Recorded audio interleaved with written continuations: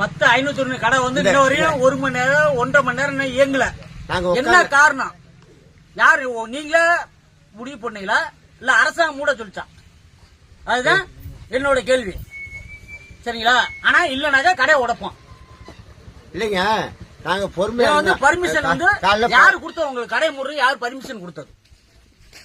வரல, இன்னும் 10 நிமிஷம் தான் டைம். அதுக்கப்புறம் வரல அப்படின்னாக்க கடை உடைக்கப்படும், நிச்சயமாக செய்யப்படும். வியாழமேடு கடை உடைக்கப்படும். 10,561 உடைக்கப்படும். எந்த பொருள் சேதம் இருந்தாலும் யாரும் கேட்கக்கூடாது. எவ்வளவு போதை இருந்தாலும் போதை சொல்லுங்க. நான் என்ன சொல்றேன்னாக்க எங்களோட உடம்பு இதுக்காண்டி தான் நாங்க வர்றோம். சரிங்களா? ஆனா நான் ஒரே 10 நிமிஷம் டைம்.